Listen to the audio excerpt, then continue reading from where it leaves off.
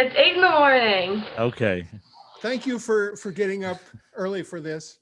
Absolutely, It yeah. means a lot to us. Yeah, unfortunately, I sadly cannot stay because I have to go get my COVID vaccine. Oh, that's not sad. That's great. Are you a medical professional? I'm a CNA. Yeah, I work in an assisted living facility. Oh, Waiting on the list, the long list to get into the University of Washington School of Nursing. Sure. Fabulous. So she's making use of her time. But thank you guys so much for setting all this up. I wish I could be here longer. Elliot, no. Whoops, take that out. Elliot, you should know that this will be on our YouTube channel. Awesome, that's great to know. You can listen to it anytime you want, and hopefully this will be a archival document that we have just to Fantastic. learn more about our history from Karla. Awesome, I'll check it out. I'm assuming you want her unmuted and video on? Yes, correct. Cool, okay, you are all set up, Grandma. Have a great time. Thank you. And that's it. We can spare her. Yes. Not really, but I guess we'll have to. All right, thank you. I got this. Okay, thank you. Karla, what were you going to say?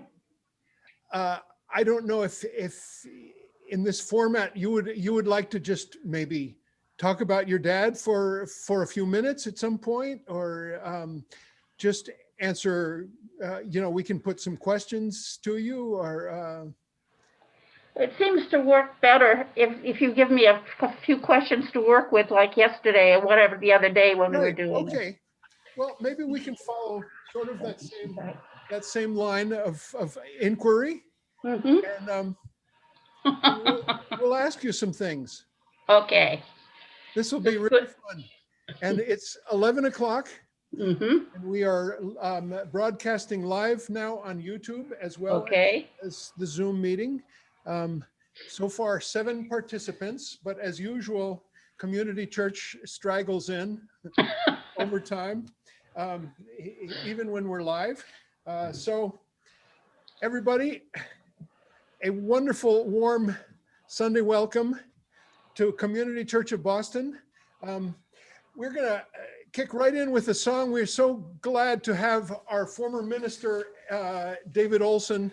David is not only steeped in the ministry, he is now the senior minister at, is it called First Church in Baltimore? First Unitarian. First Unitarian in Baltimore. And before that, he was in Flint, Michigan for a bunch of years. Before that, he was at Community Church for a bunch of years. David is also steeped in musicianship, both classical singing as well as musical theater. So that's why we're just really glad to open this up with a song. This is a song that I really needed to sing last Wednesday after all the inauguration business. And, we are a broken country with enormous problems, and with imperialism and racism and climate catastrophe. But it doesn't matter, because Wednesday there was such a burden lifted, and I can't help but say that, even though a church is not supposed to endorse or disendorse. But this is the song that came. It's called "The Great Storm Is Over," and it's by my friend Bob Franke.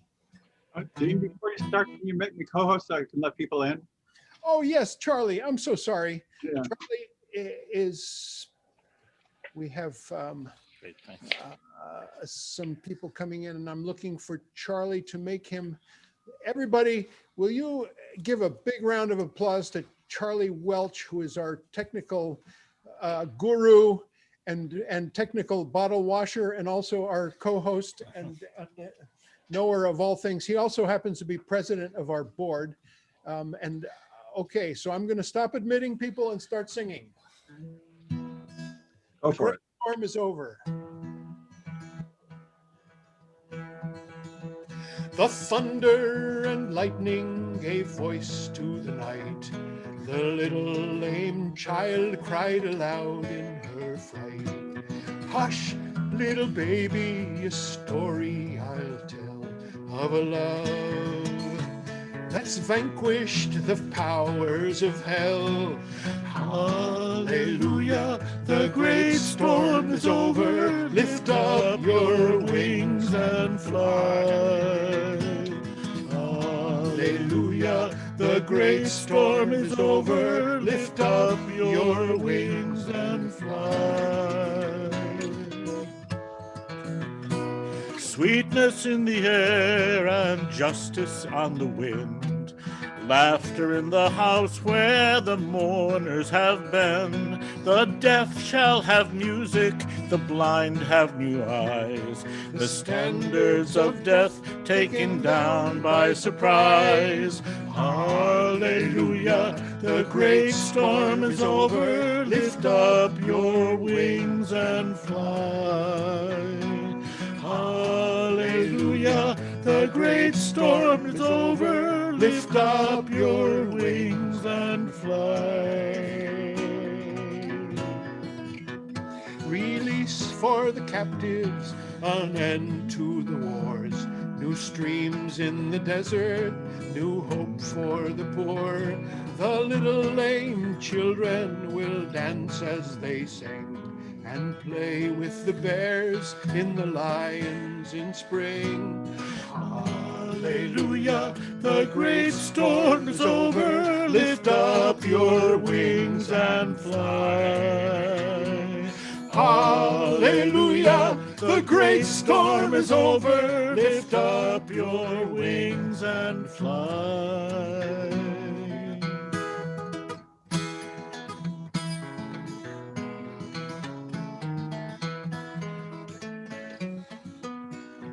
Hush, little baby, Let go of your fear. the Lord loves his own, and your mother is here. The child fell asleep as the lantern did burn.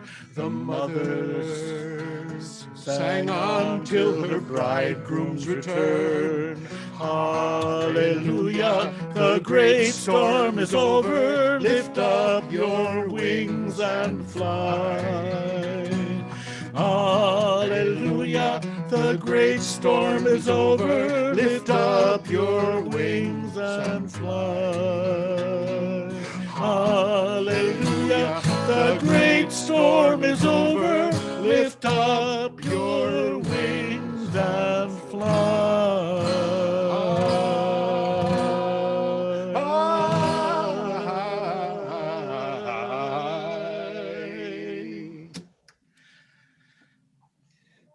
Hello, everybody. Hello. Thank you for being here.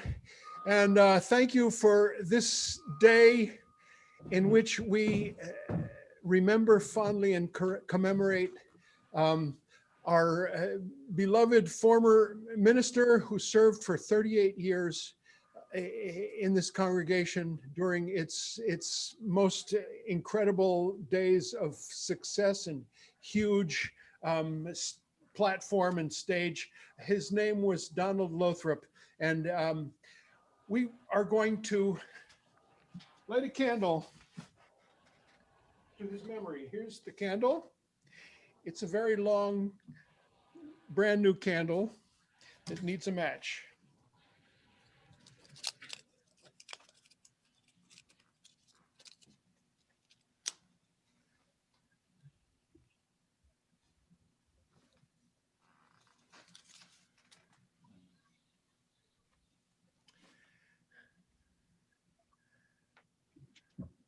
We remember lots of things, all those who we've lost to this virus. We remember some of those who we've lost in this community, and we remember Donald Lothrop, who served for such a long time and who we are commemorating today with a number of different voices, including his own. We will listen to a sermon that Donald gave in 1992. So again, we welcome you, and there's a lot to talk about here. So we're going to dispense with a lot of the the things we usually do at this point, which is announcements and readings and different inspirations. But what we will do is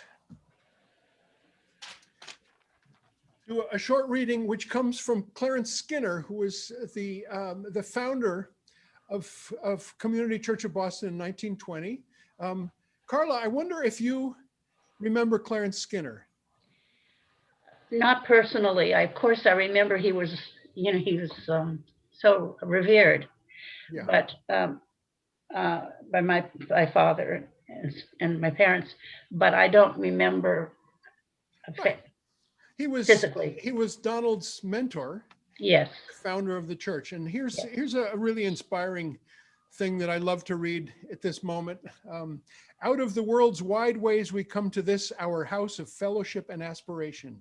Here may the evils which beset us be banished by the power of justice, the fears that haunt us be overcome by fresh insight, the doubts that drive us be dissolved into finer faith. Here, each in our own way, yet together, let us for a brief time look into the mysteries of life's beginnings, the source out of which the endless eons roll and countless lives emerge, and with renewed hope, search through this maddening maze of things to find again life's aims and meaning, and above all, its glory. Beautiful words that I heard, not written from Clarence Skinner, but from one of Jack Mendelssohn's sermons where he quoted Clarence Skinner. I want to welcome David Olson. We know him well. He knows this auditorium well. He knows this building. He lived here for 8 or 9 years. And we're just really glad that by chance, David spends one few days in January in Boston area with a sort of a club or a group or a fraternity ministerial study group. And they're not meeting physically this year, but David gets to be here at the Wayside Inn in Sudbury and physically lead the virtual group. So that sounds like a really fun couple of days he has coming up, but he has also been with me.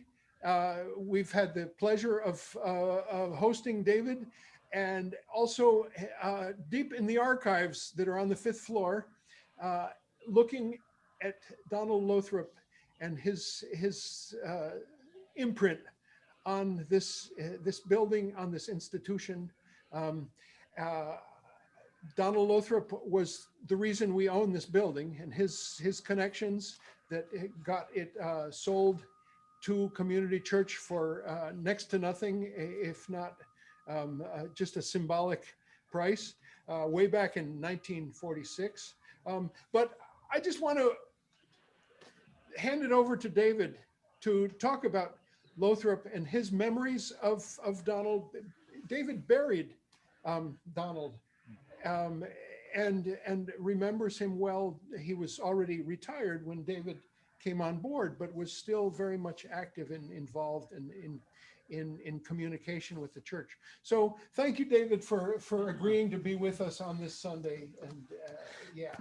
Well, it's my great joy to be here, Dean. Thank you for the invitation. And I have to say that being here for a couple of days, there are all sorts of memories flowing from my time here at Community Church and my time here in Boston, from cultural events that happened in this space, study groups that happened in this space, music that happened in this space, dancing that happened in this space, good eating that happened in this space. And I'll tell you just one silly thing about eating. Donald, and I have to say Reverend Lothrop, or Mr. Lothrop, I think is the way Cynthia Foster and I used to talk about Reverend Lothrop. But Mr. Lothrop said, "Give me that building, and I'll have a chance to actually build something abiding in the church beyond just being the astonishing Sunday morning series of speakers. And so he really saw that this was a place where, for example, he could have adult education, and in the broadest sense, to be thinking about what a liberal religion has to say and do in the world. And so to have a series of speakers on essentially testifying to what brought them to their individual faith, not the non-sectarian faith of this place, but the specific faith of a Catholic or of a Reformed Jew or of a Mormon or whatever. He had a long list of why I am a fill in the blank. He also, this church became experimental around social psychic health. This was not unlike what Skinner had challenged universalism to actually, he said in one of his speeches, let's, Skinner that is, let's cease with annual meetings that kind of just replicate what happened the year before. Let's each go a different way and become a specialist in one area or another. One place in social action, one place in ethics, one place in psychology, etc. And then we'll come back in 10 years and encourage each other about what we've discovered. And I think Donald really was about, Mr. Lothrop was really about discovering this liberal, non-sectarian religion and discovering how psychology could help. And so there were a series of psychologists who gave presentations. There was the center that really thought about family therapy. This also was a place during the McCarthy period where someone could talk to a psychologist or psychiatrist and not be afraid that they were going to be turned in for the thing that they shared with their doctor. Now, no doctor ethically would share what went on in therapy, but this was not a time where people were following rules, right? The McCarthy period was a terrific, terrible time. And this church under Donald's leadership played a role in giving people, especially people on the left, a safe space to get some mental health questions addressed. So I just had a great love for his conviction that this building would allow the church to be something more than the already incredible speaking platform that it was. I knew when I became the minister here, I looked at the congregation and I said there will be some very important events in the next few years. And it is very possible that Donald Lothrop's death will be while I'm here as the minister.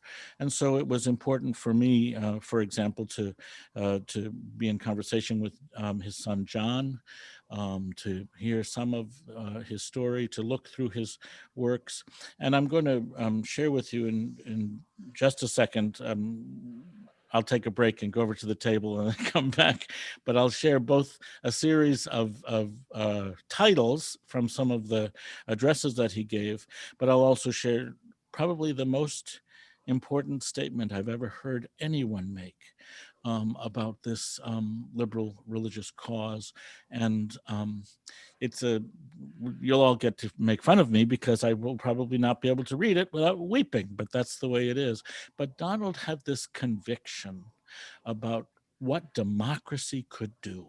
And so in this last few years, as we've been subjected to somebody who had no desire to talk about truth, no conception about how democracy should be a driving force for the betterment for all of us. Thank you very much. I just can imagine Donald rolling over in his grave. And I'm so glad that with all of its challenges, this incomplete democracy that we are blessed to have and called to make better. I'm just so glad that in along the way, we had voices of people such as Reverend Lothrop, who in his bold appeal to President Kennedy not to get involved in the Vietnam War, the editorials he wrote, the bold statements he made, he would actually say that this country, which was in part founded by his settler forebears, was meant for a particular kind of greatness, and it wasn't a greatness that was wearing a MAGA hat. It was a greatness that was discovering democracy, that was tearing down the walls between people. This church was meant to be open to all, beyond creed, beyond class, beyond color. That this was really a place where the community became the center of our spiritual thinking. And Reverend Lothrop was certainly a person who took that legacy from his teacher, Clarence Skinner, and shared it throughout his tenure, both his enormous tenure as the minister and his tenure as the minister emeritus for many, many years. I will say it wasn't without challenge. And I remember, and this was just funny, I was elected the minister of this church. I'm a gay guy, and he and I were at Ferry Beach on a retreat, and just kind of talking about things. And I said, so what about, gay folk in the church? And he said, well, we've always had homosexuals in the church. We've had homosexual leaders in the church, always been part of our community. So that was very assuring to me. And then he said, of course they're wrong. And that was like, that's interesting. But I, because this church, of course, would disagree with Mr. Lothrop about the rightness and wrongness of the breadth of human sexuality. Anyway, and of course, when I expressed to him that I thought that the church disagreed, he just laughed. This openness to all of us, and he, even that he himself might have some limits to his perception and was ready to be challenged, and when challenged was ready to just kind of laugh, which to me was just the largeness of his spirit and the largeness of this faith. Anyway, I'm going to turn it back to you, Dean, and I'm going to go find those papers, and when it's appropriate, you can tell me to do some reading. Is that all right? Sure. Great. That would be great. And what say we sing a song? Oh, great. And then we'll listen to the sermon. Oh, that sounds great. Does that sound good? That sounds good. All right. To me, this song evokes community church more than any song. Yes. And it has a history. You can look it up in Wikipedia. It's called Die Gedanken sind frei, which means thoughts are free. And I don't know, it just expresses a boldness that is, despite all hardship, that you move forward with what you believe in. We've sung this many, many times, and every time I am inspired. And it's one half step higher than that. So here we go.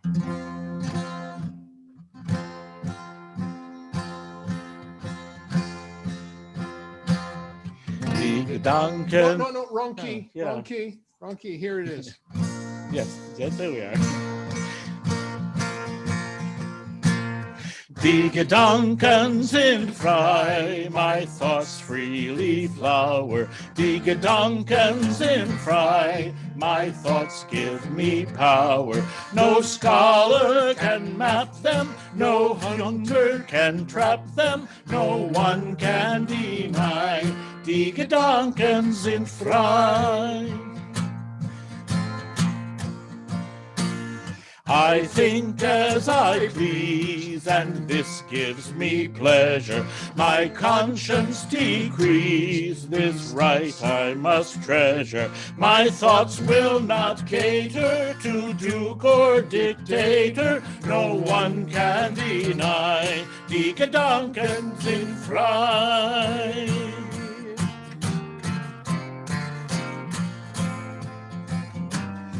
And if tyrants take me and throw me in prison, my thoughts will burst free like blossoms in season. Foundations will crumble, the structure will tumble, and freedom will cry. Deke-donkens in fry, and freedom will cry. Deke-donkens in fry.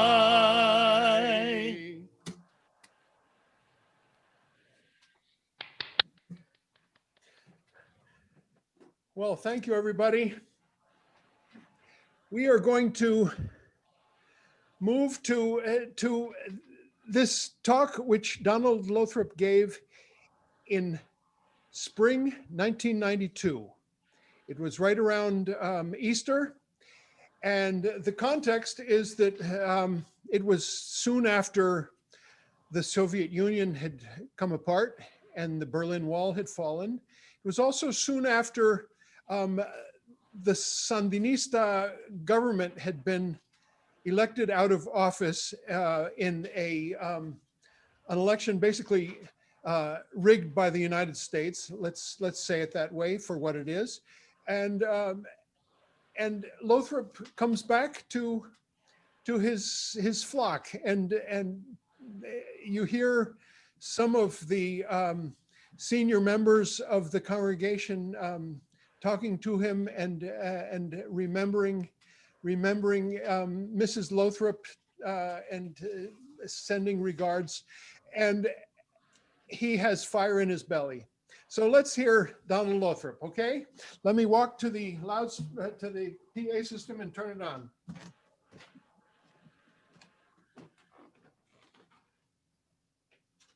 An abomination to you, at least listen, so you know what you're up against, if nothing else. And so, Don, we're very proud to have you back. That was Jack Mendelson introducing Don. Don't clap too soon. Don't clap too soon, because I'm going to make everybody happy and I'm going to make everybody mad before I get through.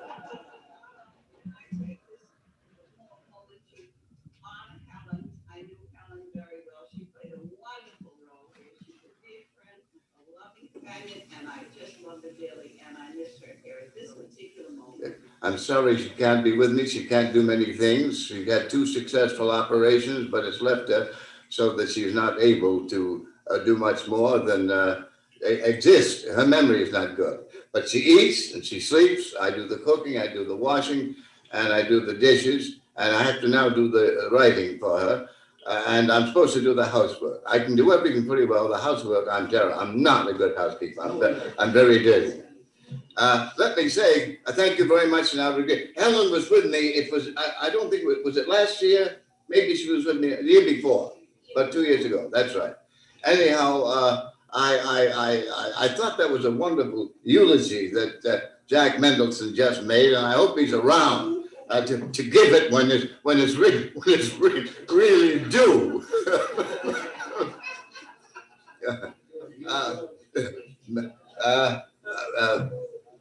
Ruth Hamilton is my marionette.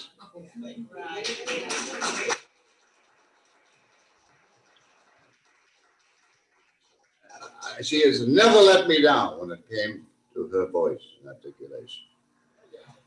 She didn't tell you, however, that I knew her husband, and it's an interesting story. He came up, I think, from Atlanta as a Pullman car porter, and for, somehow or other we got together, and we invited him to be the soloist for several Sundays at Symphony Hall.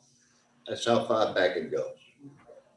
I will never forget Henry. When Henry had a good voice, an excellent voice, a wonderful spirit, and he plowed his abilities into the trading of Europe.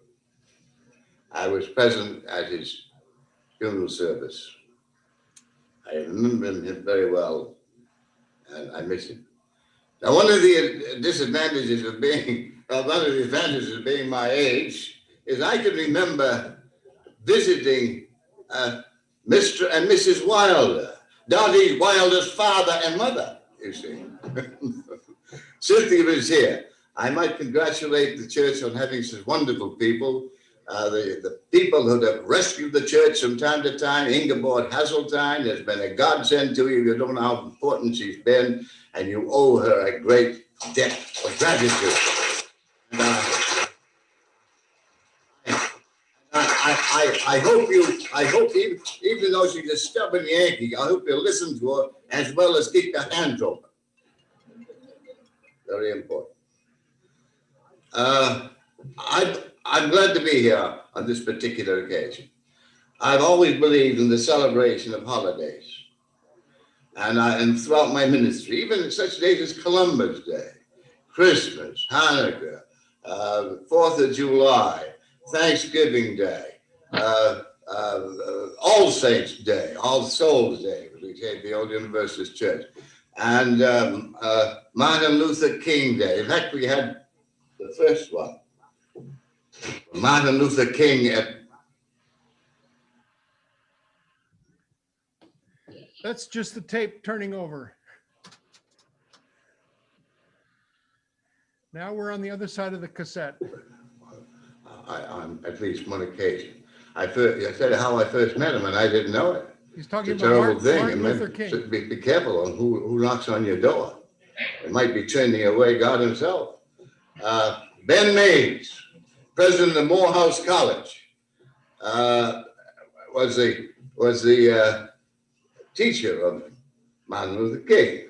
Ben Mays occupied our pulpit from time to time, and we had him up, and my wife and I invited him to dinner at our home in Brookline, and he apologized. He said, "I'm awful sorry. I can only be with you. We can have dinner, and I can be with you till about 3 or 3:30 because I have a date to speak at Boston University, the School of Theology." And I said, "That's wonderful." So we ate and so on, and was knock on the door, and this man wanted to know if he could take Dr. Mays home now with him. And I said, fine. And they took him away and he spoke at the. It was Martin Luther King, but I didn't know him from a hole in the wall. Nobody did that. As a matter of fact, we had a man occupy this pulpit that 2 weeks later, everybody was mad at me for not telling you about him. Daniel Ellsberg spoke before you heard a word about him. And if you come to church regularly, you would have heard him before anybody else heard about him. You see? It's an interesting book. Anyhow, I'm glad we're celebrating. You know,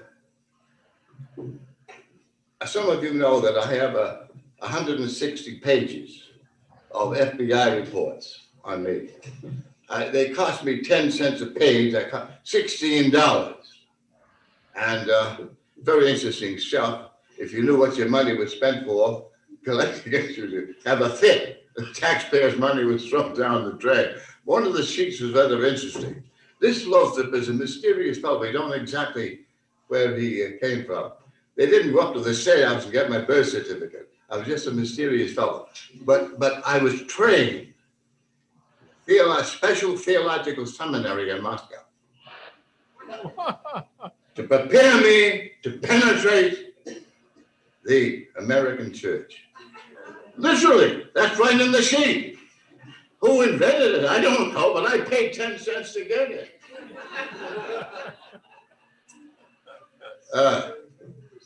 Very interesting. Now, I will admit that I've read some of Marx, and I've read Lenin.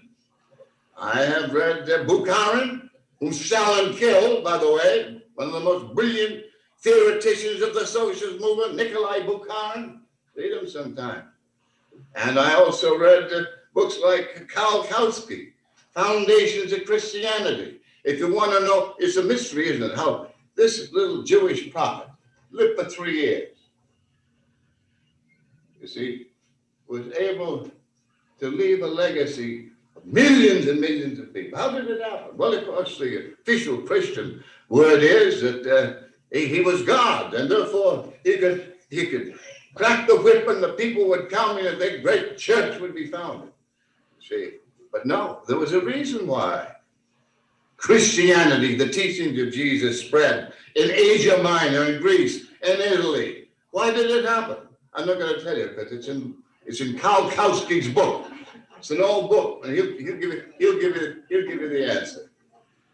But what I'm trying to say is that I didn't have to do all of that stuff, because today is not only a celebration of Easter and of Passover, but today is the 19th of April, one of the holy days in American history. And I was born and brought up in the town. I wasn't born, but I was brought up, went to grammar school and high school in the town of Lexington. And what did we do every 19th of April? At 6 o'clock in the morning, we had a parade from East Lexington right up through the center of the town to come. At 2 o'clock in the afternoon, there was a bigger parade. What were we doing? We were celebrating the birth of the American Revolution. When the farmers and the yeomen got together behind stone walls and shot the invader out of the country. Beginning at Concord, right through to Lexington. Theodore Parker's grandfather, founder of the Great 28th Congregational Society, who is our community church mentor, spoke at the music hall, gave a sermon one time of 3 hours long, attacking John Webster, because Webster, the great senator, because Webster let the abolitionists down. Theodore, his grandfather, led the Minutemen at Lexington County. Theodore Parker's grandfather. Anyhow, they got up to Concord, they turned around by the yeomen and the farmers, and there was a monument up there, and on this wall, you will read, if you go to Concord someday, dedicated to British soldiers who were killed by us. And it says on that wall, on that plaque, they came 3,000 miles away to keep the past upon its throne. And when they died, they heard their English mother moan. Now, how American history begins with the effort and the successful effort to kick out the ruling powers. That's our legacy. We're proud of it. And America was the Bolshevik nation to Europe in 1775. The Reds weren't there, they were here. We were there. This 4th of June, this celebration of the 90th was a tremendous day. It was part of the mother's milk, so to speak. You see, as a boy, we took it normally, naturally. This was a wonderful thing to do, the thing that any good American would do. And look what we have lived to see. Look what we have lived to see. Although you said I had something in common with George Bush, you don't know the other part of it. I have something in common. I'm related to it. On his mother's side, he is a Lothrop. Bush was born in Milton, brought up in Connecticut, went to Texas to live, has a room and pays no income taxes there, and because they don't have any, but this place in Maine that he would owe a lot of money on if he was a citizen of Maine. See? Anyhow, George Bush is a relative. He's a Lothrop on his mother's side through the Connecticut, because the Lothrops got out from Cape Cod. The founder of my family, by the way, spent 2 years in a British prison for his ideas, and he was finally released, and he and his people came to Boston to Cape Cod, and my father is the 9th generation to be born outside of his advance to the young. So that's the Lothrop tradition, and I'm very proud of that. Now, what I want to get to is this celebration of this day, not only Easter and Passover, but this holy day of the 19th of April. I was taught to be proud of the American Revolution. What have I seen in my lifetime? I have seen my country, not only the leaders, not only the administration, but so many of you, the rank and file of the American people, support an administration that will smash a duly elected government in Guatemala under Arbenz for the sake of the American Fruit Company. I have seen them send an army into Nicaragua, an invading army, to prevent the Nicaraguans from having their revolution. I have seen us spend millions and millions of dollars to prevent the El Salvadorans from having their revolution. We can have ours. We're proud of it. We celebrate it. We sing about it. We write about it. But when somebody else does it, it's bad. Now, I think that this is the greatest hypocrisy that any country could ever have. And I resent my country for being the hypocrite that it is. I want our country to go back to our great traditions in which we support the revolutions of the people. Now, it's also said to think as if we do it in the name of democracy, but the truth is democracy is a sly word to cover up the word capitalism. You see, they're no more interested in democracy than Hitler was. Look,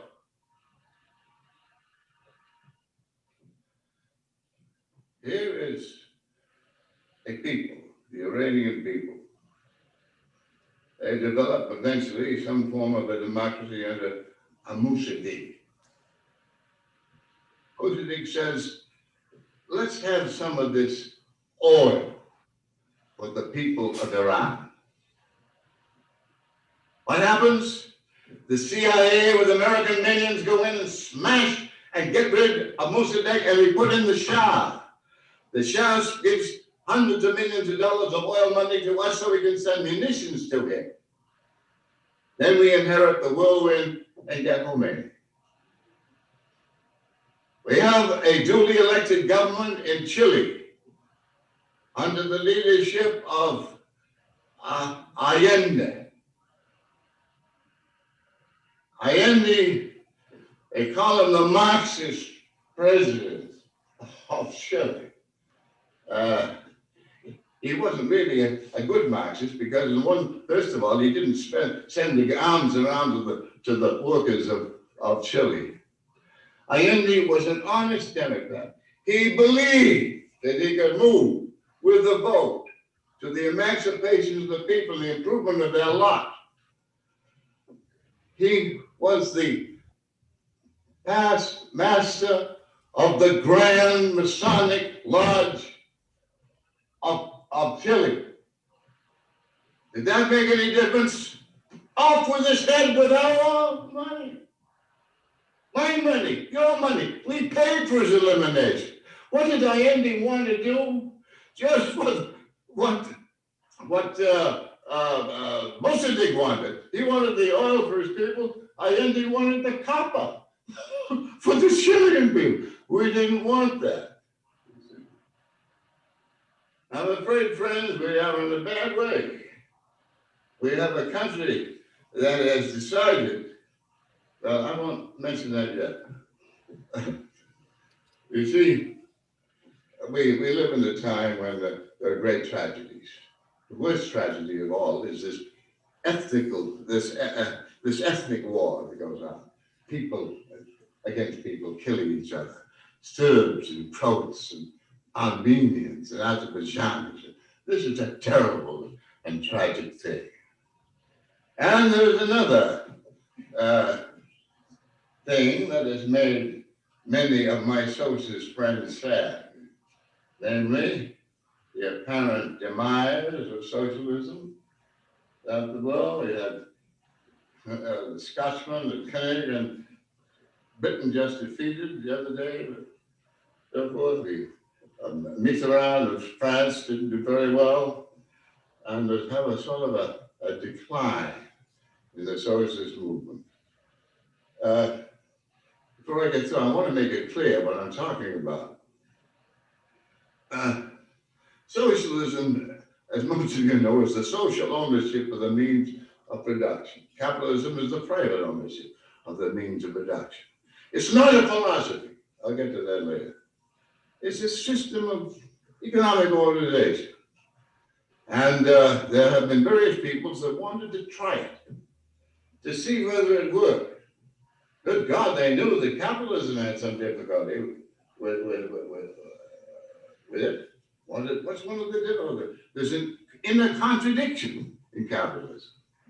See, for a while, it's a marvelous producer of goods. And then the game goes on and the chips get more and more into the hands of a few. It's like a poker game. When the chips get into the hands of one man, unless he makes a loan to his confraternity who was playing with him, the game stops. This is exactly what's happening today in our society. There's an inner contradiction. The game starts to get difficult. Now, the Jews, many years ago, 2,500 years ago, the Jews faced this problem. What did they do? You've probably forgotten it. I mean, that's what the Jews about that. But the Jews had a system. This thing happened in their society. So every 10 years or 20 years or 30, whatever it was, they had to sort of divvy up the land again. Otherwise, there wouldn't be anybody to buy the stuff that the land produced. What was they called? The year of the Jubilee? That's right. Well, you see, now, we haven't learned this lesson yet. George Bush says, wait. And the acids of capitalism will effectively work their way through the system and start the old machine going up, and nobody has to do anything. Well, anyhow, capitalism, according to the majority, is the great system of productivity.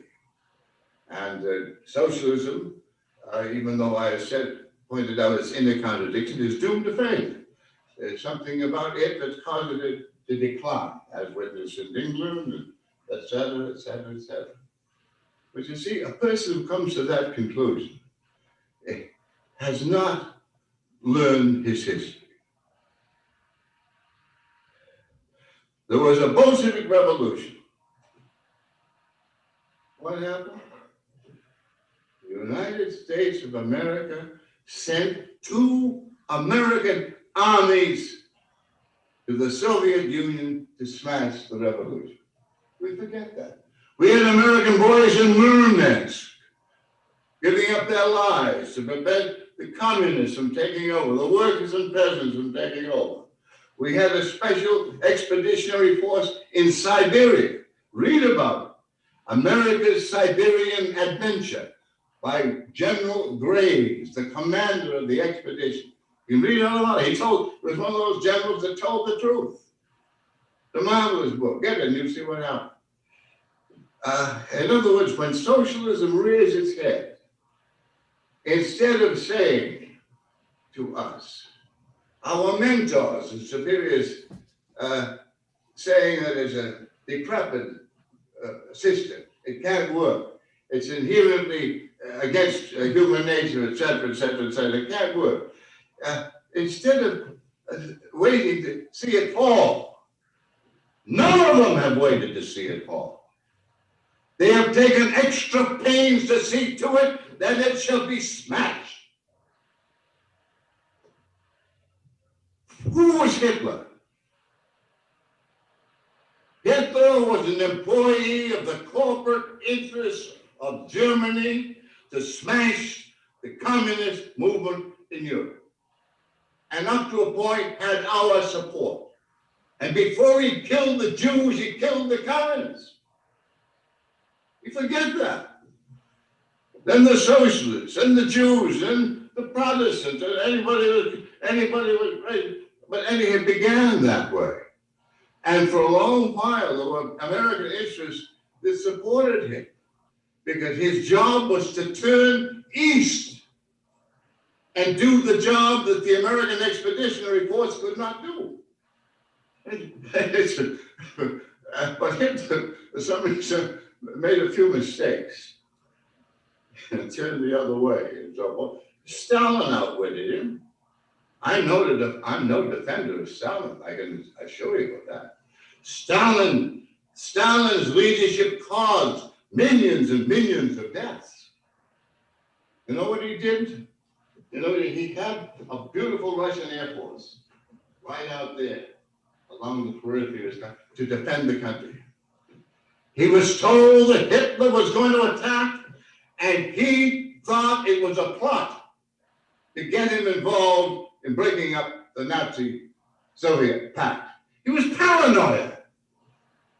So he knew, of course, that Hitler was going to attack him. There's no question about that. He was prepared. The pact was to gain time until they could build up their forces, because he knew that Hitler was after. However, he didn't know the timing, and he made one mistake, one hell of a mistake, and the superb Russian Air Force never went up in the air.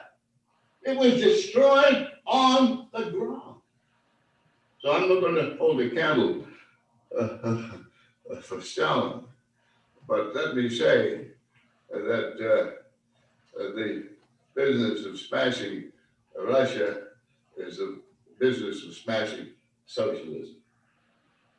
We've done it in country after country after country.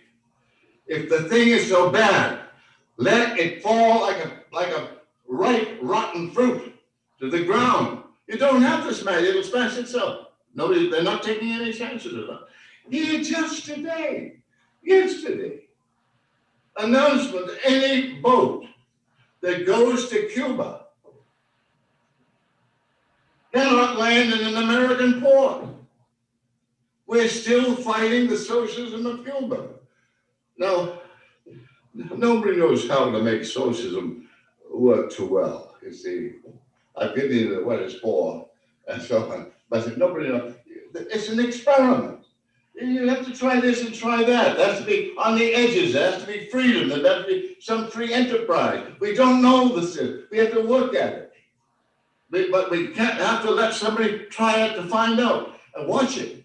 We have a wonderful opportunity to watch it in Cuba and in Nicaragua. But I'm afraid that some of our leaders were afraid that it might work.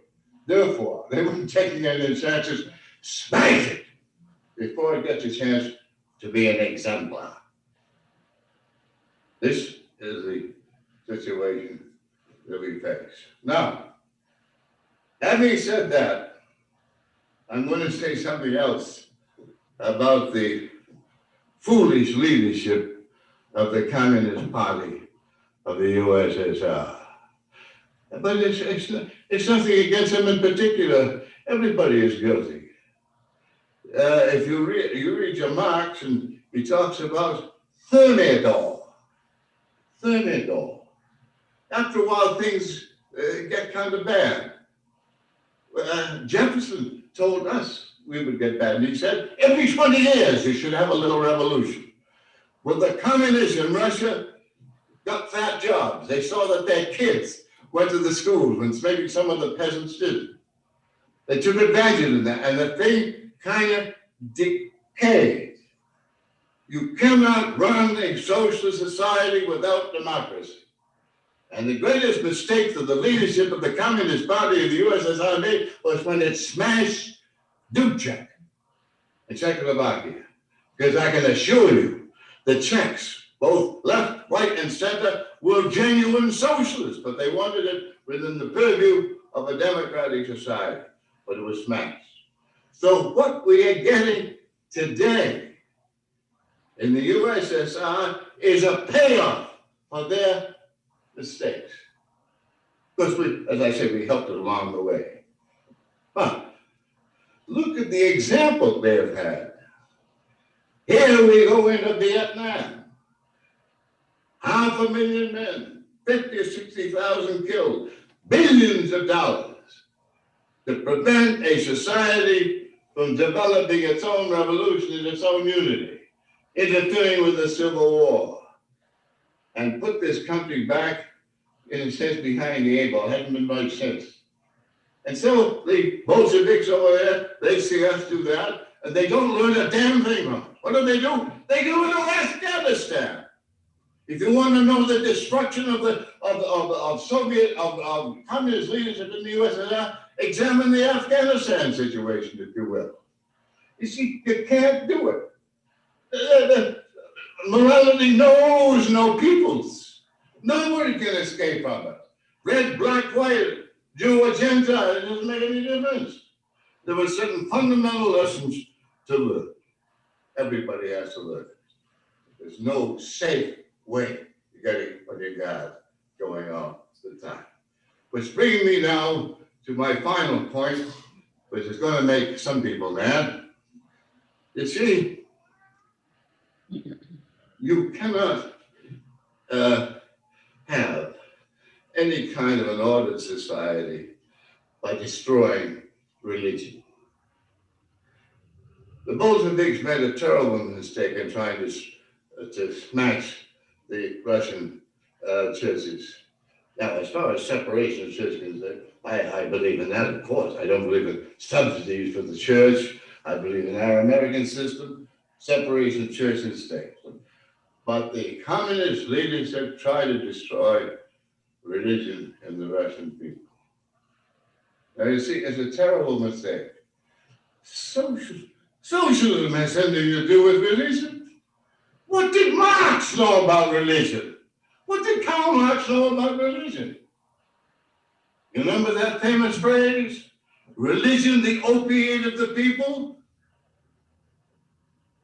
Religion, the soul of a soulless universe, the spirit of spiritless things, the heaven in a hell of a world. Religion, the opiate of the people. Where did Karl Marx get that from? He didn't get it from himself. He got it from the writings of an English clergyman by the name of Charles Kingsley, who wrote a book called Water Babies that my grandmother gave me to read when I was this high. He wanted to purify the church. And Carl picked that stuff up and put it in his book. He didn't know anything about religion. Religion has nothing to do with socialism. Now, let me say, society cannot evade its religious responsibilities. One of the sad things about our contemporary life here is Sunday. I was brought up to think of Sunday as a holy day, different. And I don't give a damn whether you celebrate it on Friday or Saturday or Sunday. It doesn't make any difference. I'm not going to fight with my Jewish friends or fight with my Orthodox friends, the Seventh Day Adventist. I'm not going to fight about that. But one day in 7 should be set aside to live differently, to contemplate one's navel and the nature of the universe and the cosmos that holds us. You see, one day a week, that's all. One day a week, 1 in 7, to do this thing. What is religion? Well, it seems to me, one of the great Russian writers and philosophers told us in an essay he wrote many years ago, of course, Alexis Tolstoy. He wrote a book called What is Religion? And among other things, he said there's 4. 1, man's relationship to himself, to his personality. His navel, his peace of mind. Man's relationship to his fellows. Morality, ethics. Thirdly, man's relationship to the environment. And as he sucks the milk from the breast of the environment, which sustains us, he has got to see to it that it is not poisoned. Otherwise, he will poison himself. And fourthly, man's relationship to the cosmos, to the ground of our being. Now, don't ask me silly questions. What is that? No, don't ask me such a question. It was about 2,500 years ago, there was a great Jewish prophet, and he wrote a book. Nobody knows his name. The book is Jonah. And it's a marvelous book. It tells the story, the essence of religion. Jonah said, I believe in God, the creator of heaven and earth. Now, I don't give a damn whether you put whiskers on God, give him a cane or give him a crutch, give him a beard, whether you paint him black, you paint him white, give him a hat or a coat. I don't care about that. I don't even care when you use the name. God's not going to fight you about a name. What we need is the perspective. The perspective. Man does not live by bread alone. It's true, he doesn't live without bread. But with it, he begins to think of other things. See, we live in a mystery. Who knows? Well, science hasn't explained a darn thing to you. With all the computers, all the mechanisms, everything that goes with it. You don't know anything more about your place in the universe and who you are than you did before they began. Now, science does a marvelous job of describing the way things work. Wonderful. Science not only can describe the way, but it can reproduce many of the things that go on. Marvelous. But science cannot tell you why a single quality, sound, color, feeling, taste emerges. There's no answer to that. We live in a mystery. And any society that forgets that does not have the perspective to order its life below. Germany said in 1914, Deutschland über alles. And I say, with all my true religious colleagues, Gott über alles. Now, I want you to know that I was brought up in a very liberal dispensation.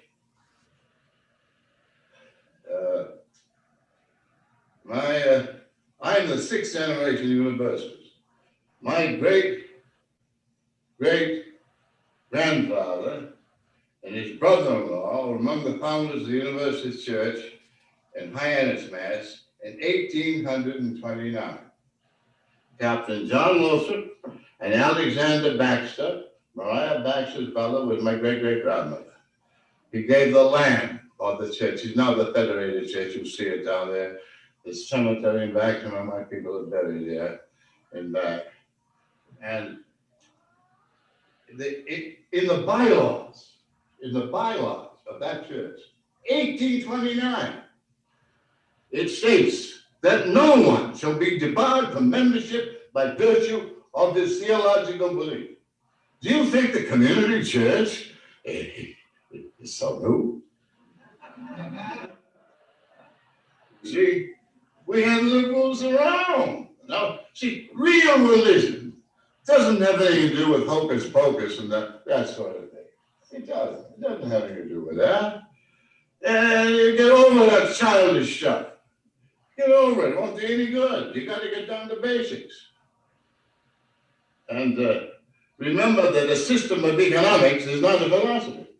Although a system of economics is very important. I know my people don't want to put up with a society that has is cyclical, and when people are starving, they can't get an education. A society like that should be eliminated. I agree with that. I'm a revolutionary.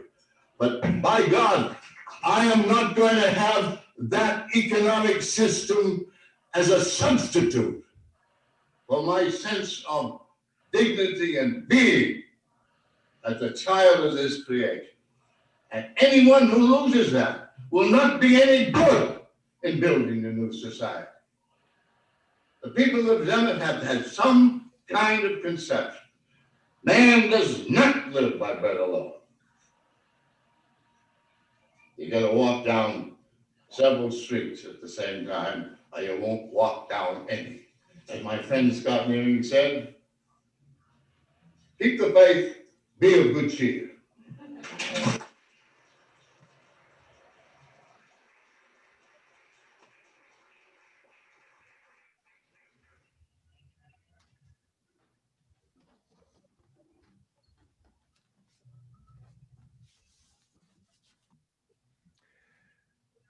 Hello. How do you come off a sermon like that? Now, David, that is preaching. Let me bring you your mic back. Yes. No, I'm just thinking of the strength of his voice, the depth of his conviction. I remember reading a personal letter that he wrote to President Kennedy before the public letters were written, calling for him not to get involved in to get us involved in Vietnam. And there were just a couple of phrases in that. I don't have them with me, but it was like, man, I want to become somebody who can speak that way. I'm just going to read the titles of a number of addresses of his. The Shame of Vietnam, which is an open address to the President of the United States, is an elaboration of that letter. Khrushchev, Cuba, and the American Counter-Revolution, he preached on in '63. China, an agonizing reappraisal in 1955. This, of course, The Duty of Dissent, and that'll come up again in another 1956. And the address to the Joint Legislative Committee on Rules of the General Court of Massachusetts from 1958, which is related to a topic that comes up again and again. Why are the churches attacked as read? But he also wrote some things that were theological, philosophical. A little paper here, The Fragments of Knowledge, The Church, the State, and Cardinal Benzenzi. A big paper that was published in 1953, Is Government Greater Than God? 1955, Is Universal Religion Possible? A theme that he would revisit. Speculation, If I Were a Jew, a great huge perspective and of the contributions of the Jewish people in the prophetic voice. A tough one from late 1968, Hitler and LBJ, contrast and comparison. You don't, well, I don't often think of thinking of the comparisons between LBJ and Hitler, but Donald certainly wanted to have us think about it. He did, he was forced time and again to defend his beliefs as spiritual, ethical, moral beliefs rather than simply political. And I love this, and this talk, and it's this, I believe, is the original manuscript. He wasn't talking just about these large politics. Can unorthodox religious education provide security for children? This thing of what free-minded parents think about what their kids are going to need. The one thing that I did want to share, this comes from his testimony in Massachusetts. I mean, he was accused of having a red perspective and of being a communist in a number of situations. But when he was called to testify about whether or not this institution was a seditious institution, he was asked if he provided ministerial services to communists. And this is what he said: "Gentlemen, I plead guilty to this charge. I have given aid and comfort to all kinds of people, Black and white, Jew and Gentile, Catholic and Protestant, Mohammedan and Buddhist, rich and poor, capitalist and communist, Democrat and anarchist. I have never selected those who would use my ministry, nor have I ever refused. My exemplar is one Jesus of Nazareth, who feared not to associate with and minister to prostitutes, thieves, and tax gatherers. He believed in virtue by association, not guilt by association. I am proud that over the years our people have been witnesses to the faith of the American people, and that we have been willing to listen to and provide a platform for countless men and women who are debarred elsewhere. Our country needs voices of dissent, diversity, and daring. It is the stuff out of which progress is made. It is insurance against complacency and error, which lead all closed societies to their graves."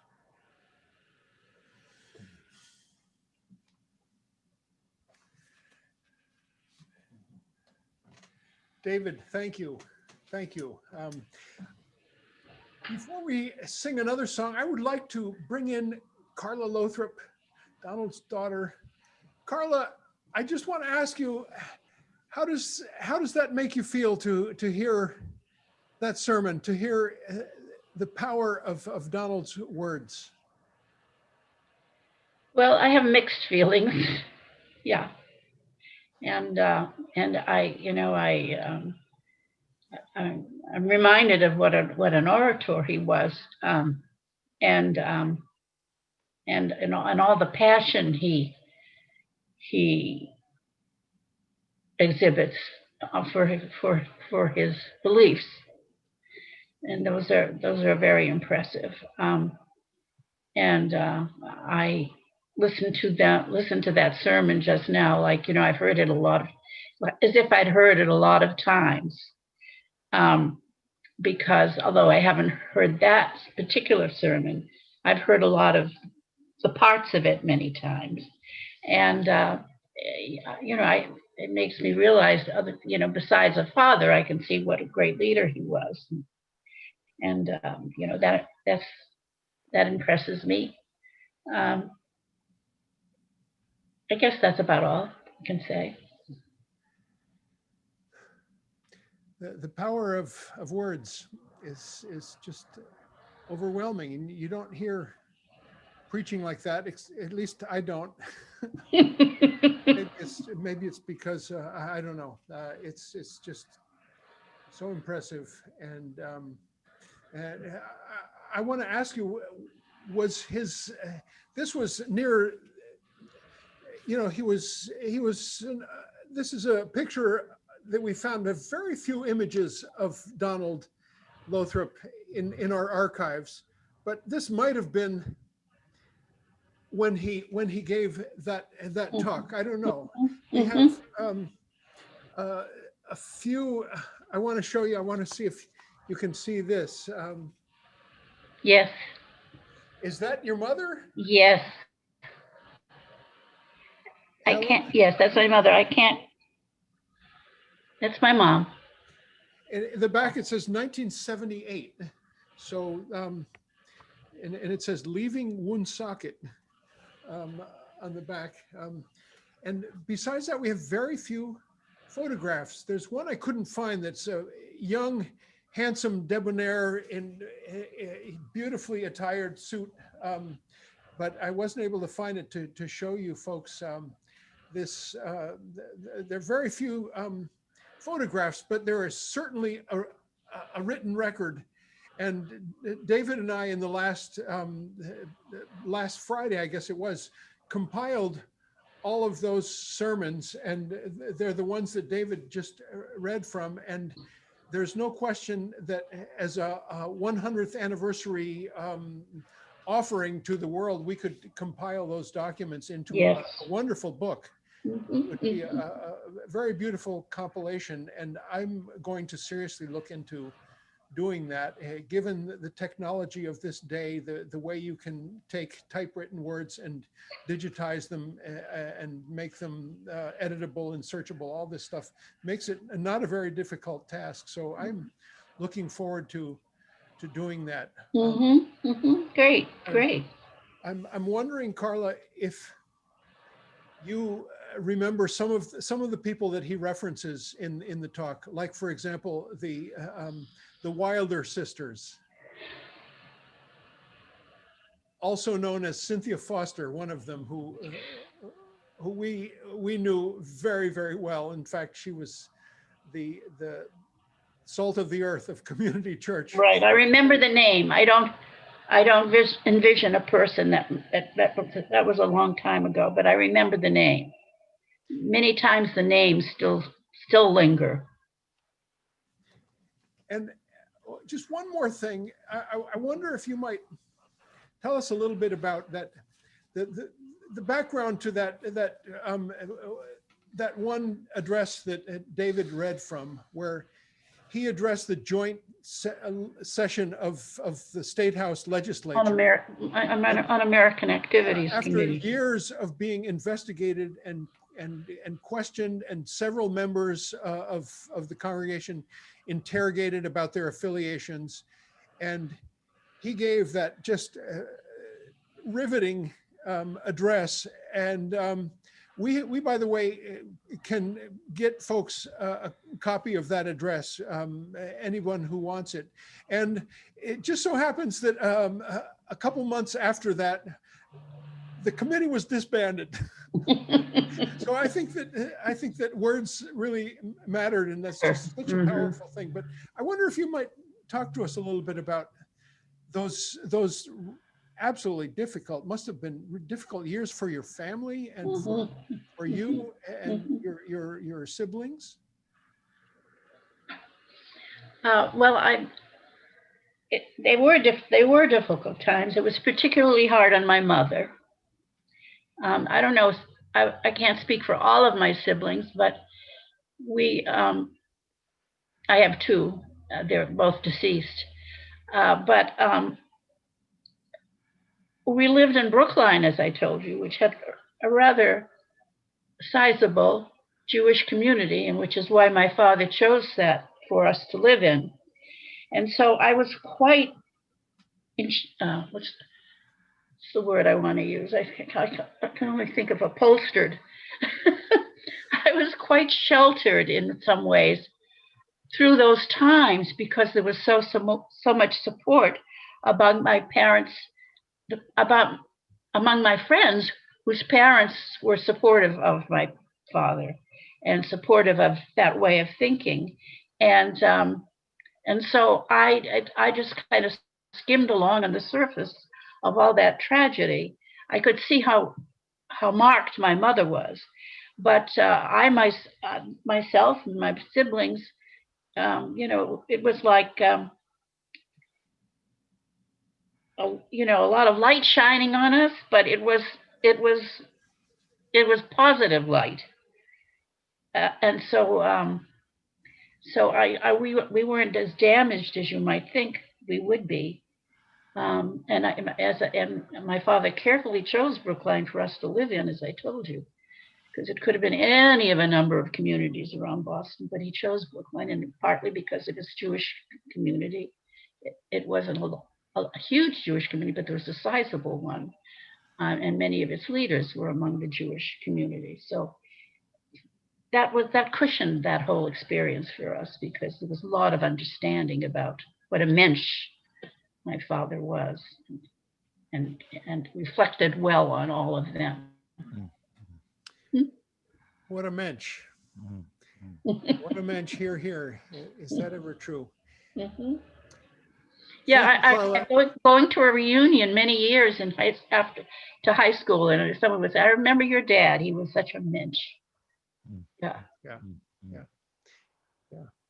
So David and I are going to sing one last song, and then maybe we can open the floor for some questions and take it from there. There are a couple of people in our midst who have a long history with the church. I think of Masha Traber, who grew up in the church, and others as well. So David, let's sing this song. Sure.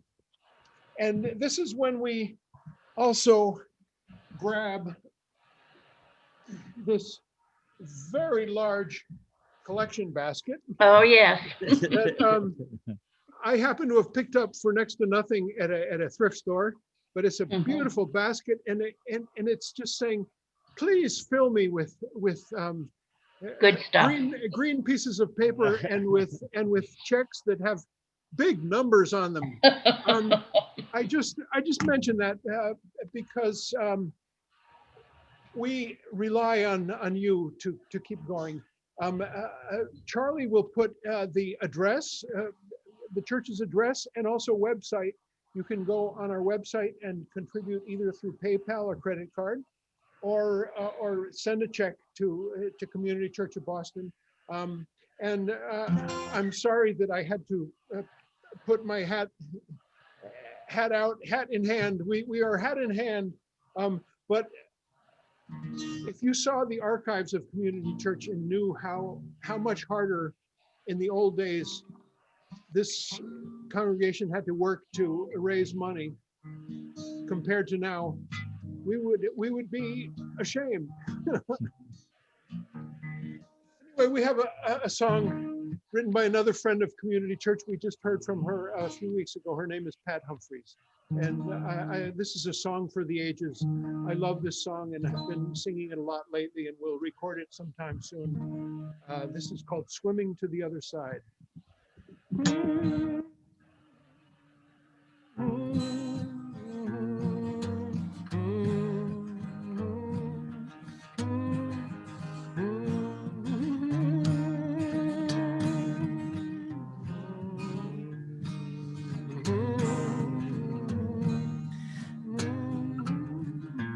We are living beneath the great Big Dipper. We are too low. Yes. Too low, David. I'm sorry. That's the second time.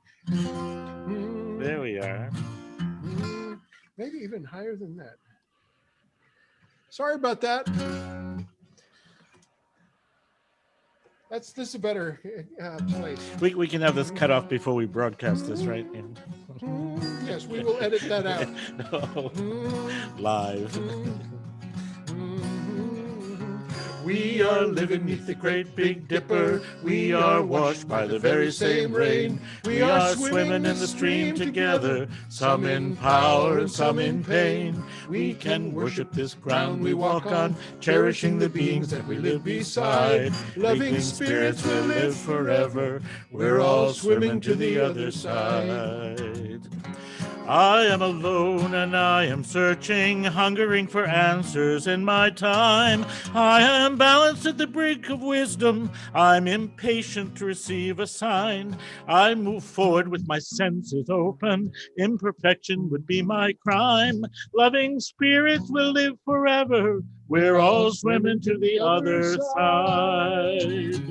We are living beneath the great Big Dipper. We are washed by the very same rain. We are swimming in the stream together, some in power, some in pain. We can worship this ground we walk on, cherishing the beings that we live beside. Loving spirits will live forever.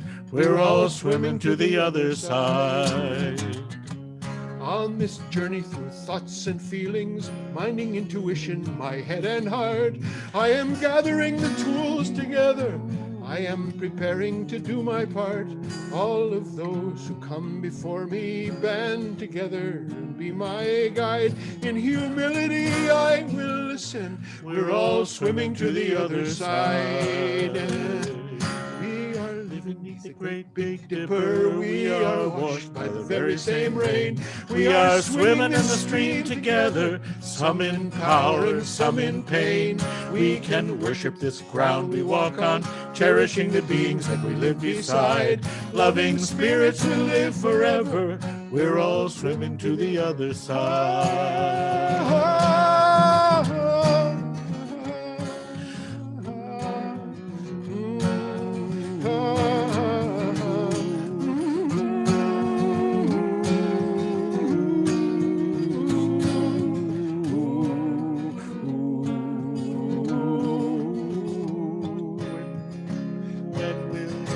When we'll get there, we'll discover all of the gifts we've been given to share have been with us since life's beginnings, and we never noticed they were there. We can balance at the brink of wisdom, never recognizing that we've arrived. Loving spirits will live forever. We're all swimming to the other side.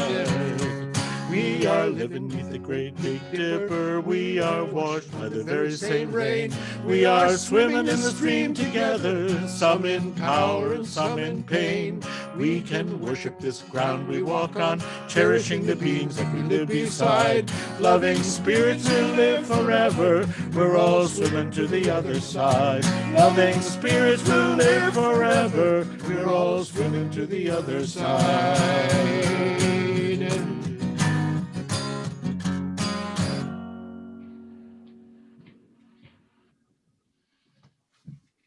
Very lovely. Thanks again, everybody. And again, I recognize Charlie Welch for all his help with the technical side of these Zooms. I want to just open the floor and see if there's anyone who would like to ask Karla a question or share some memories of Donald Lothrop. I want to also tell you that if you would like a summary of upcoming events at Community Church, and there are many, you can either give us your email address in the chat, and we'll add you to our list, and or you can also give us a street address, and we can send you a paper newsletter. A new one will come out next week, announcing the months of February and March.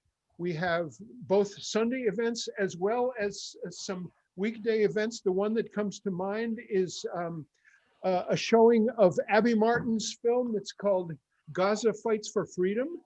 And we are showing that on the day which is the anniversary of the killing of Rachel Corrie in Gaza in 2002. We awarded Rachel Corrie posthumously the Sacco Vanzetti award in the time that David was minister, and we will be joined by Abby Martin, who will talk about the film. And this is about what happened 2 years ago, the Great March of Return, which was shot upon, and just a horrific event. Not an easy thing to watch, but it needs to be known and remembered. There are other weekday events coming up. There are some church events. We're having a church retreat on March 15th, when we will be spending the day talking about the space use of this building. It'll be half in the morning, a board retreat, in the afternoon, a congregational retreat. There's also a fiscal meeting that's in the first Sunday in February. Enough announcements. And more of David and Karla and anyone else who wants to ask a question, you can do it in the chat section in the chat, or you can just raise your hand if you are on video. I see Masha Traber raising her hand. Hi, Masha. Hi, Dean. Hi, David. Hi, everybody that I know. So lovely to see you, and so lovely to see everybody who's joining us today. David and I have a special thing going on, so But Carla, I met you, I believe, at your father's funeral. I wrote that in the chat to you. I don't know if you saw. I just wanted to say that I started going to community church in 1964, 65 with my parents. And I was the youngest member for a very, very, very, very long time. But I would ask a question every week because I'm just incredibly shy. And he would treat me as a full adult in a way. And the way, what is, you never mentioned, but I'm sure Carla knows this, and a lot of people who were there, and I do remember Dottie Wilder, and she was a hoot. And Ingeborg Hazeltine, and she was another kind of a hoot. He used to do was take a question that was all over the place and boil it down to its essence. And he would walk up and down, and he would listen and he would nod with his hands in his pocket. And then he would synthesize that question in such an amazing way and get to the pith of it. My father always said he got to the pith of it. And then, Florence Luscombe would sit in the front row or the second row. Oh, she had her pew, and she would watch to see who was there all the time. And I was blessed to know Florence Luscombe as well, and with a special Brown connection. We brought her to Brown to speak.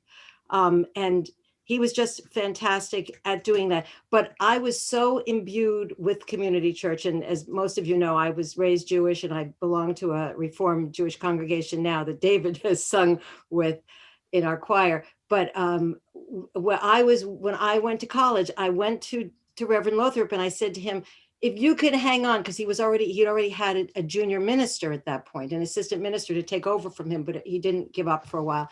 And I said, if you would hang on for a while, I said, I will go to school and go to divinity school and major in religion if you will hang on so I can take over the community church.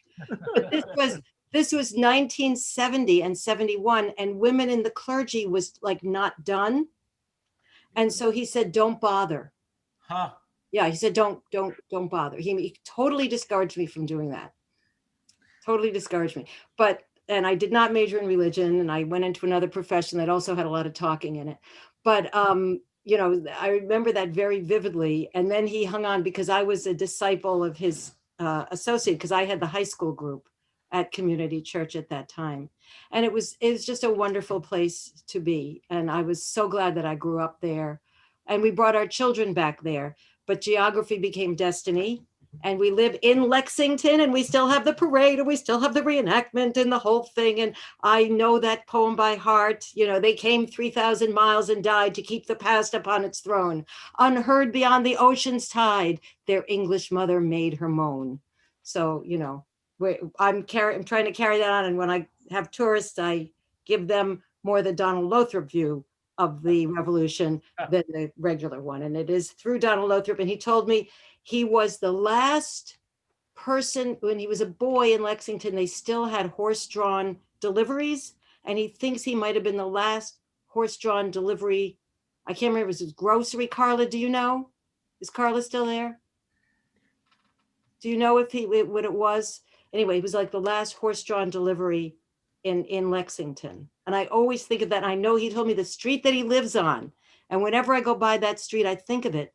And then he also had a house in Wiscasset, Maine. He had next to Florence Luscombe's. He had a place. And whenever we drive through Wiscasset, I always think of him because we did visit him there. The town is called Alna.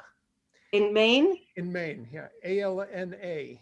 But it was through Wiscasset you had to go through. Yeah, it's close to there.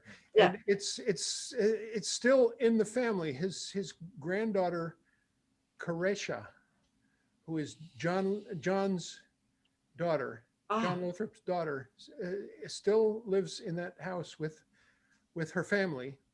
I was up there after John passed, which was about 10 months ago. Really?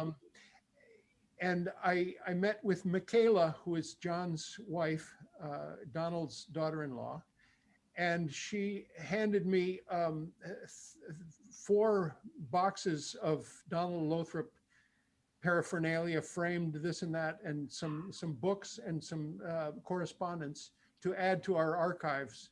Wow. And I was hoping Michaela would be here with us this morning. It looks like, have we lost Karla? It looks like she left. Karla might be gone, but that was very interesting about the horse-drawn. The last, it's from another era, and we're talking about these. Asked a question. No, this isn't a question. This is a memory. Okay. This is Tilly. Hi, Tilly. There was a crazy season in 1953 in the summer. That was when I got married, my brother got married, and a couple of close friends here in Boston got married at community church. Okay. And yes, he did marry communists. Yes, he did. But it was a really wild and a lovely the ceremony that he gave. He read a poem. Now, I wasn't present either at my brother's wedding or at the other two, but we were all friends, okay? Any rate, he read a poem by Camille Cabral. And he said, and this is just for you, this is perfect for you as a couple to remember. And just for you. Okay, so then of course, we all, we had our memories, okay? And so we found out that was the standard and it was a lovely wedding ceremony. The other thing that he did is that he had and I lost it, but he handed out a program for people to sign their name, for all the guests to sign their names. And it was a lovely memento. And this is when this was held in the downstairs in the church, which was, I don't know how you would say, not a reception room precisely, but this is where it was held, okay? But that's my memory of Lothrop. And yeah, I was one of the 100+ people who was called up by that little committee, but that's another story. But I thought you would enjoy that story about Lothrop. And the other thing, I guess, talk about Maine, because my husband was horrendously embarrassed. He mistook Lothrop. I mean, this is what he told me. I didn't, for the janitor, because he was all in overalls and blah, blah, blah. He must have just come in from the farm. but that was, that's my memory, personal memories of Lothrop. Yes, Tilly, thank you. Thank you. Our senior member, I would say. Am I right? Yes. And Tilly, I wonder if you could just tell us about going to a big auditorium to hear some big speaker. If you can remember a name of a speaker and what they talked about, what it was like with sitting in a huge auditorium with hundreds and maybe 1,000 people. Go ahead. May I confess? All right.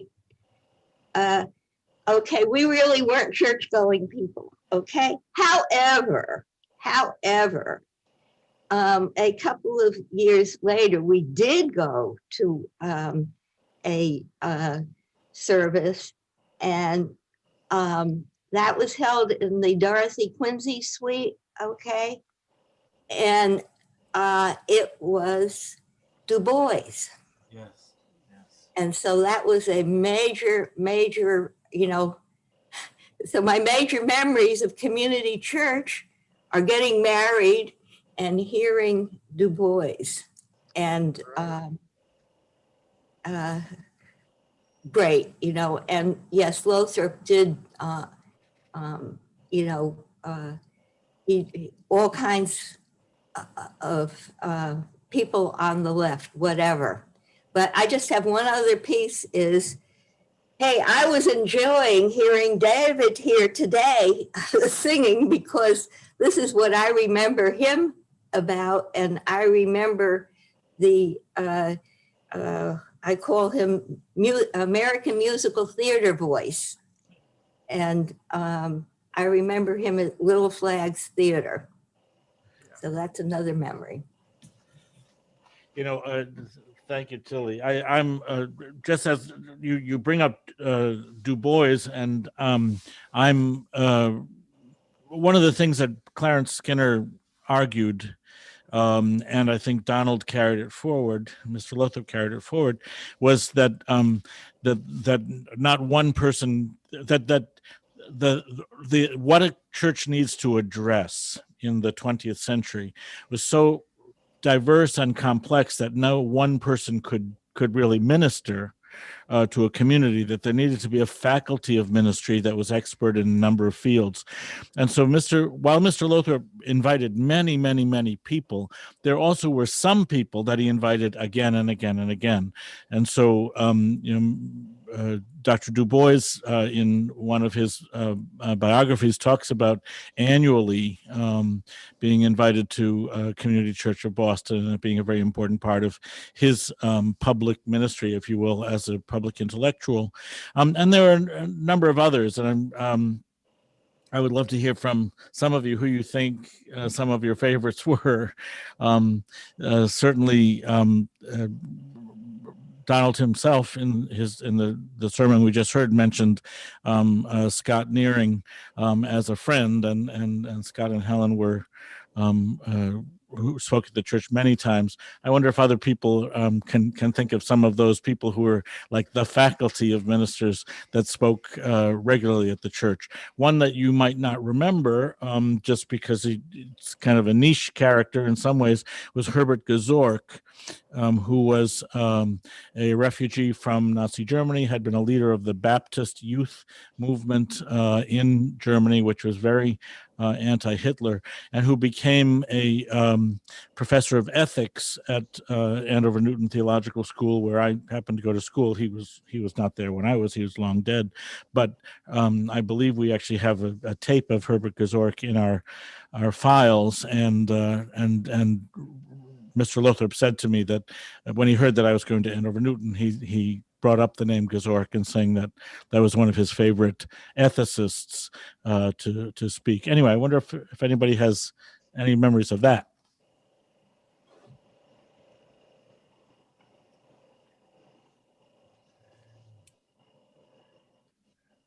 I don't see anybody raising their hands, but there is a person who is only a number 246499 who wanted to join in on our conversation. Are you there? Yes. Do you see me? So I'm Rudiger. Rudiger Volk. Hi, Rudiger. Yes, yeah. I want to couple of things pick up from Tilly. So she was probably the earliest married at our congregation, and probably I'm the last married of the congregation. So this is the connection. Just only keep up. I mean, the congregation knows it, but I welcome David very much, and he married me or us, Jacqueline and me, and the outcome is Catherine and our 2.5-year-old girl. So that's only to keep him up with his work. So, so it's never too late. Yeah, never too late for this. So thank you. So glad to hear you. And then the comment. So it was interesting to listen to Lothrop. I came later, so he was already a long time gone.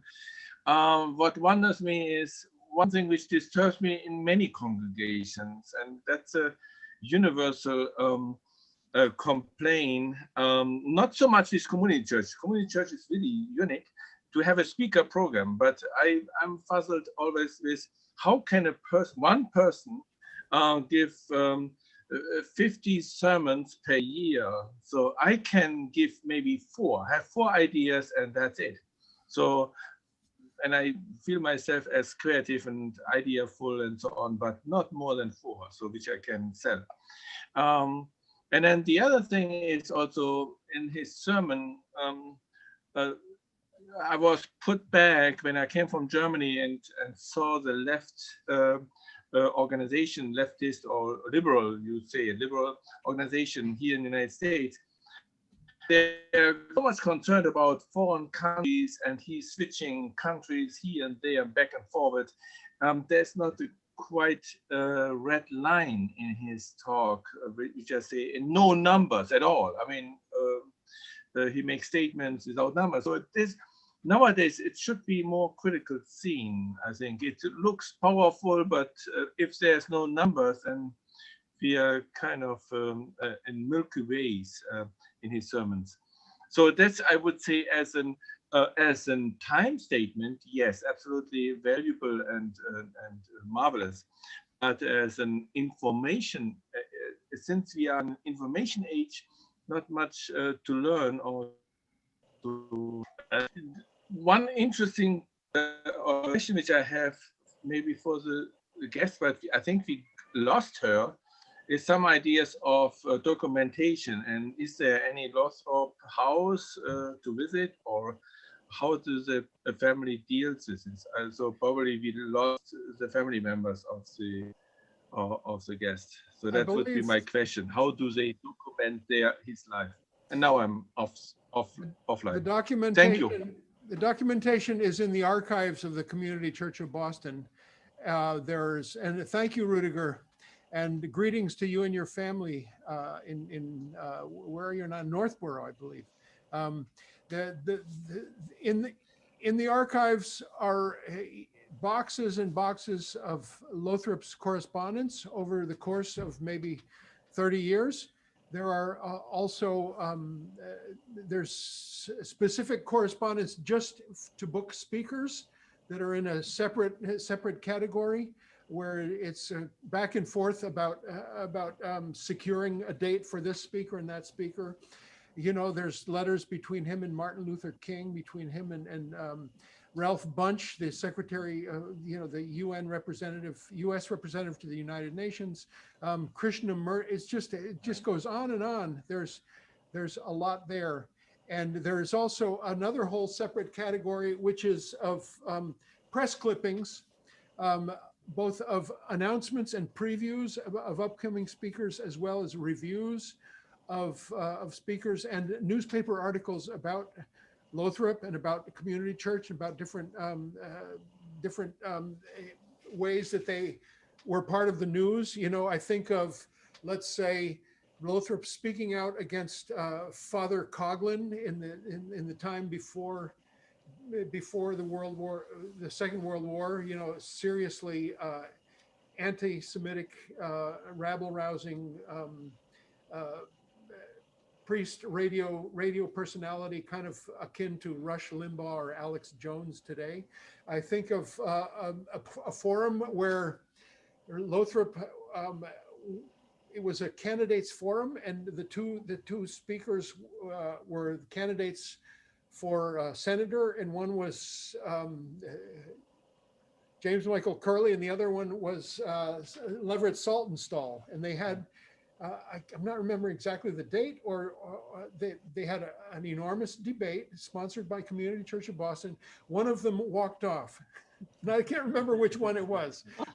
Just a lot of other kind of times when Lothrop was asked for an opinion about some world event. He was definitely an opinion maker, and a voice to be heard in Boston, both radio. The church service was broadcast on WBZ, it's huge, and those archives are enormous, and they've been neglected for decades. And now we have the entire 5th floor, which can't be occupied because it needs some serious work. We've gotten some of the work done, but we have the luxury of having everything laid out, and we're trying to make sense of it, categorize it, chronologize it, and find either a good repository for it or find out how to take care of it in the right way so it'll be available and preserved. And I want to thank Edim Beer, who's on our call, for all his help in doing this. And there's a lot more work ahead in that regard. Do we have any more questions? Or shall we let David Olson go to his minister's study group and bid fond adieu? Thanks again to Karla Lothrop for joining us. Yes. This event, as all of our Sunday events, is on YouTube, unedited. Maybe someday we'll be able to edit it and cut it down to size. But right now it's just the raw file of each one of the events that we have. We also have on there about 2.5 hours that we spent with Karla just 2 days ago, where we just tried to elicit an oral history from Karla Lothrop, and just asked her a bunch of questions about different speakers and different people in the history of the church, and about her recollections. It's very interesting, and it's also there on our YouTube channel. I just want to say two things. One is Tilly mentioned Little Flags Theater, and my introduction to community church was by performing with Little Flags Theater in 1980.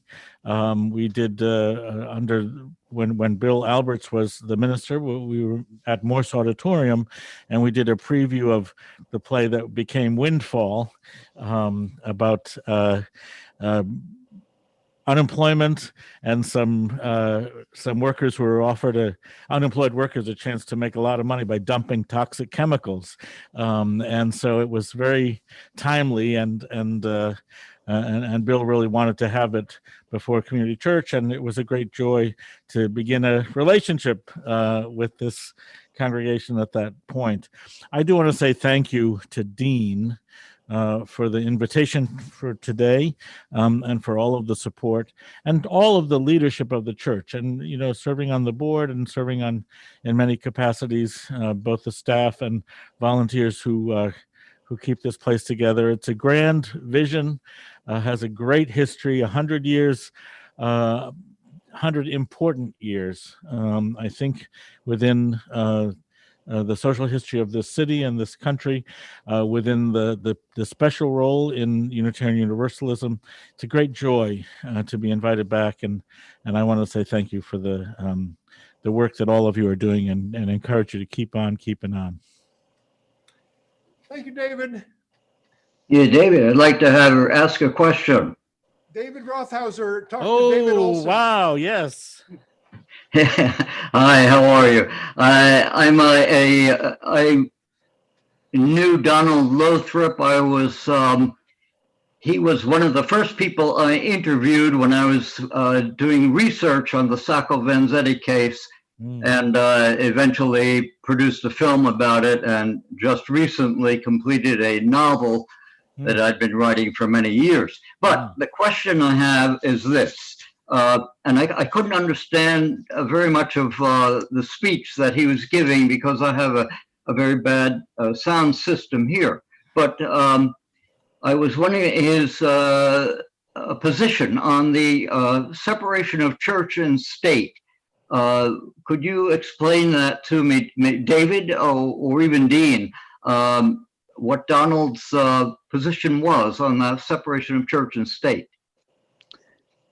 I think from what I've read of what he's written, he absolutely felt that there needed to be separation, and it was for the good of free thinking, that the idea of the state in any way controlling or suppressing what happens in the name of free religion. He also felt that it was the spiritual conviction of the founders that that freedom of thought would actually allow democracy to flourish, and to actually to be about the process of self perfection.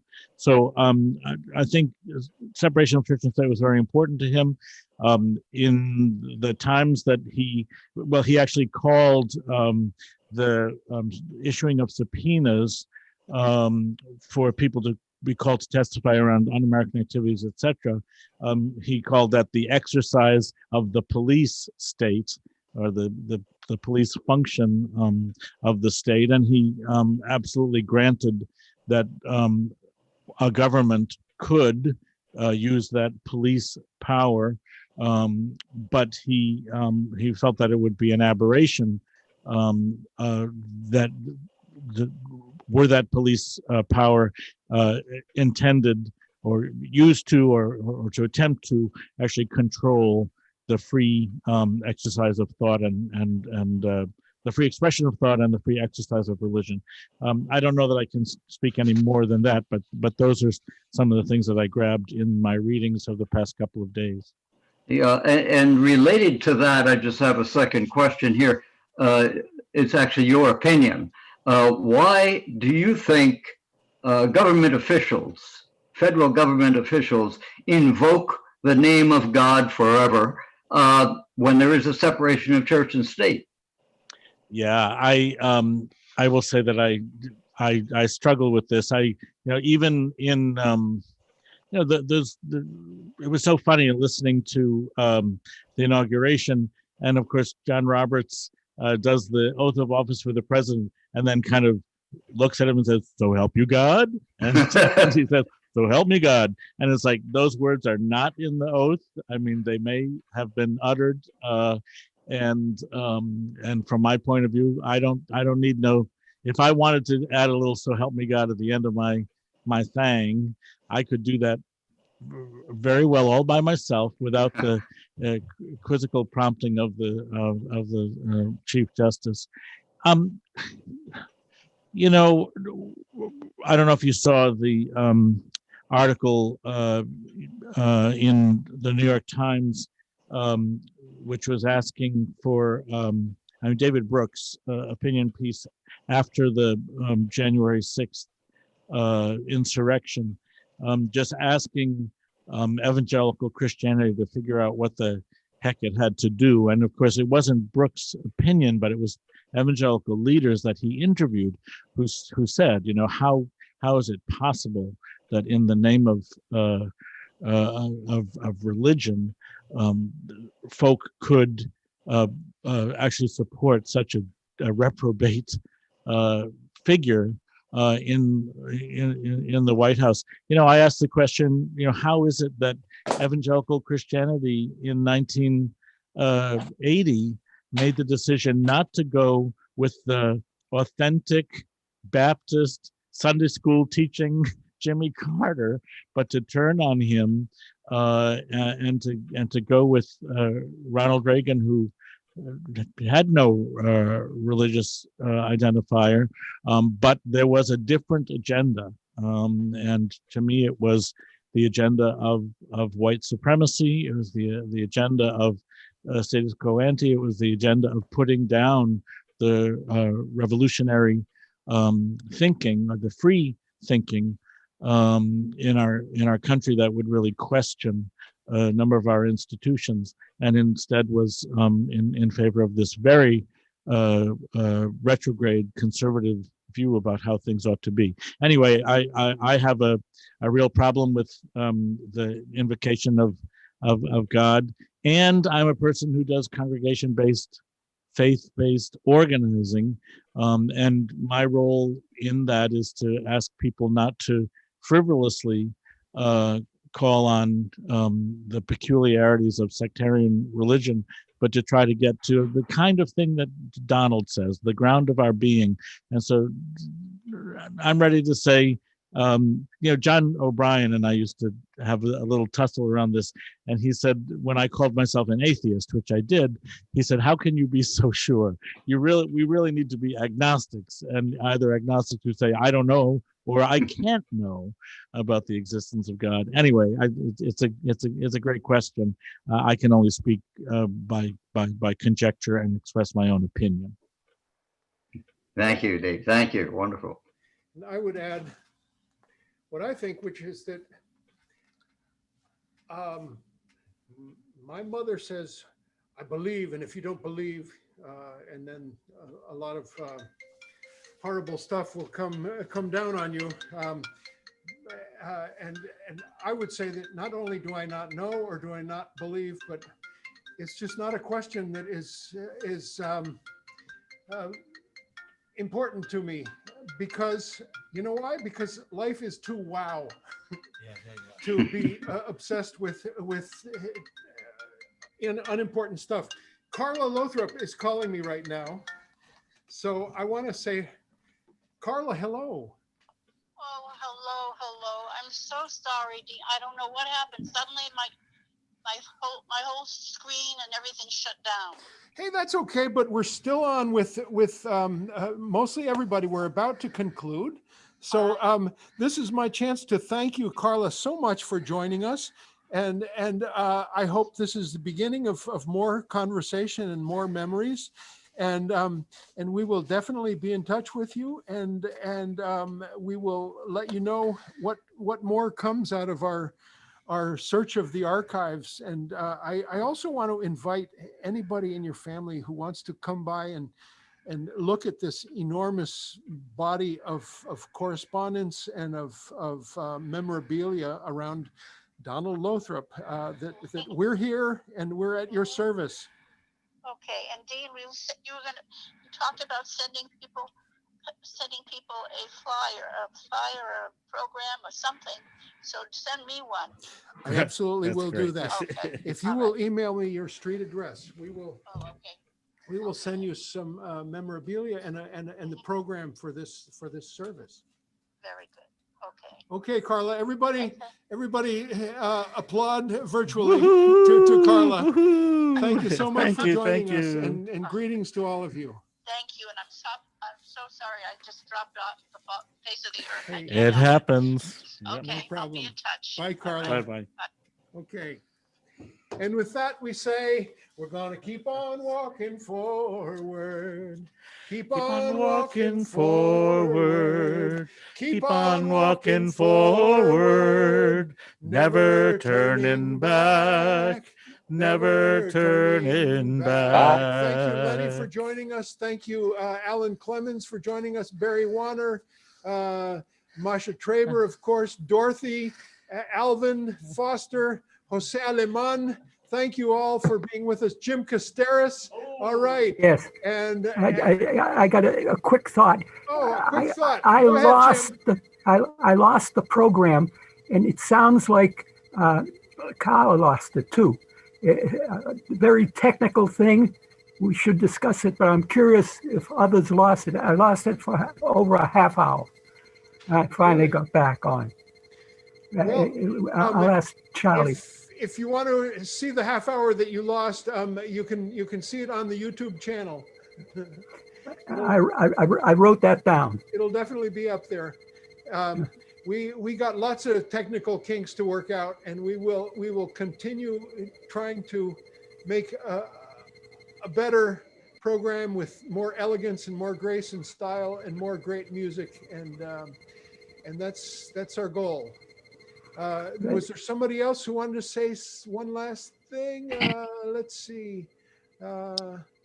Okay. I'm scrolling through, see if there's any other hand that is up. Charlie, thank you again. Tilly, so glad you joined us.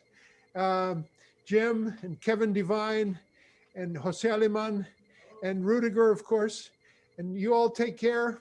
There were about 25 of us at the peak point, plus another probably similar number on our watching on the YouTube channel.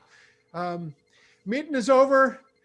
Be well. Next week is Day Hernandez. She's an artist from Puerto Rico. She's the director of an organization that's called Agitarte, that's half in Boston and half in Puerto Rico, and she's a wonderful artist. She came through us via Ed Pazanese, with whom she's worked quite a bit, and who has helped us with a lot of programming ideas. We're welcome to any more ideas from any of you. Everybody, take care. I, in the capacity of, with all the privileges appertaining thereto, declare the meeting over.